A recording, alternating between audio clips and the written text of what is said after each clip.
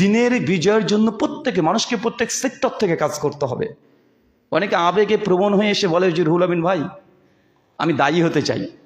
আপনি general line থেকে এসেছেন, আলহামদুলিল্লাহ আপনি অনেক জ্ঞান অর্জন করেছেন, তা আমিও চাই আমি এইভাবে 100% দাওয়াতি ময়দানে চলে আসতে চাই।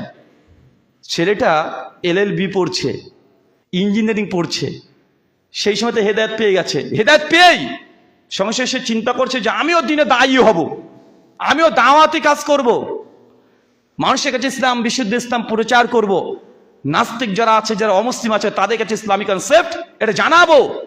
তার এই আবেগ কিন্তু খারাপ নয়, এই আবেগের কুর্নিশ করতে হয়, এই আবেগটা অবশ্যই ভালো, কিন্তু এই আবেগের কারণে দুটো ভুল হয়ে যায়। এক, এই আবেগ আজকে যেটা আছে 2 বছর পরে না থাকতেও পারে। দেখবেন অনেক যুবকদেরকে দেখেছি যখন নতুন নতুন যখন হেদায়েত পেয়েছে, সেই সময়তে হেদায়েত পাওয়ার পরেই একদম একটা লাইব্রেরি খুলে বসে পড়েছে। লাইব্রেরির নাম IRC, ইসলামিক রিসার্চ সেন্টার। দিন রাত লাইব্রেরিতে পড়ে আছে, মানে কাজ কাম সব বাদ, আব্বা মা কে বলে কিচ্ছু না, লাইব্রেরি সবসময় পড়ছেই।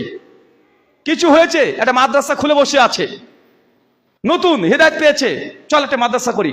4 জন বন্ধু মিলে 20,000 টাকা দিয়ে 80,000 টাকা হয়েছে, 1 লাখ টাকা হয়েছে, একটা ঘর নিয়েছে, এরকম 10-12টা ছেলেদেরকে নিয়ে মাদ্রাসা খুলে বসে আছে। আছে না? আছে। ফাউন্ডেশন খুলে বসে আছে, দাওয়া সেন্টার। এই যে আবেগ, এই আবেগকে আমরা কুর্নিশ করি। এরকম আবেগ, এরকম জজবা থাকা ভালো, কিন্তু 2 বছর 4 বছর পর দেখা যাচ্ছে মাদ্রাসাও নাই, আবার আবেগও নাই, আবার দাড়িটা বড় ছিল ছোট হতে শুরু করে গেছে। এমন দেখেননি? দেখেছেন? এরকম অনেক ছিল, অনেক, শত শত। কিছু হলে রাহুল ভাই একটা লাইব্রেরি খুলবো, আপনাকে দাওয়াত দিলাম, আসবেন, উদ্বোধনী করবো আপনাকে দিয়ে। ভালো কথা, যাই। পরবর্তী সময় 2 বছর 3 বছর পরে দেখি যে নাই, ওই লোকও নাই, লাইব্রেরিও নাই, ওই কয়েকটা বই এখন ইঁদুরে খাচ্ছে। বাংলাদেশে খুঁজে দেখেন শত শত এরকম পেয়ে যাবেন। শোনেন, যারা জেনারেল থেকে হেদায়েত পেয়ে দিনের পথে এসেছেন তাদের জন্য আপনি যেই জায়গাতে আছেন ওই জায়গাটাকে পারফেক্ট করেন। আপনি যদি ইঞ্জিনিয়ারিং নিয়ে পড়ছেন, এই পড়াকে শেষ করেন, এই পড়াটাকে শেষ করেন। শেষ না করে ওই জায়গা থেকে যদি আপনি ফিরে আসেন, শয়তান ওয়াসওয়াসা দিবে। কিভাবে? 1 বছর পর দেখবেন যে ইঞ্জিনিয়ারিং পরীক্ষাতে আপনি ফেল করে গেছেন। কেন?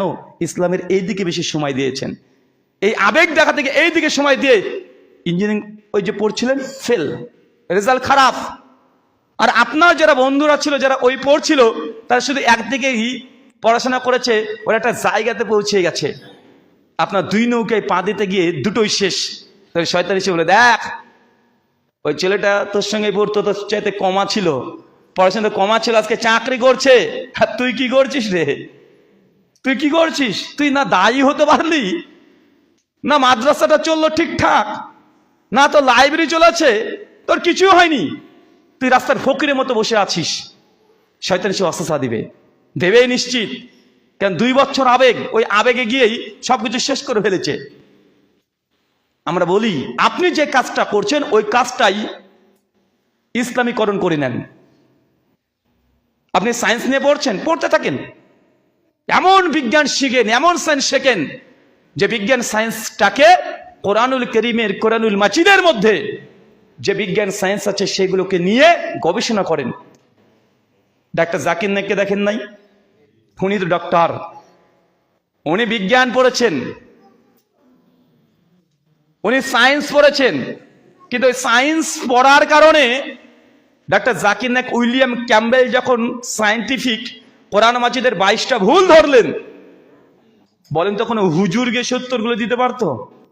ও বুঝে, ও কেমিস্ট্রি বুঝে, ফিজিক্স বুঝে, কতজন বুঝে? বুঝে না তা না, কিন্তু কত পার্সেন্ট বুঝে?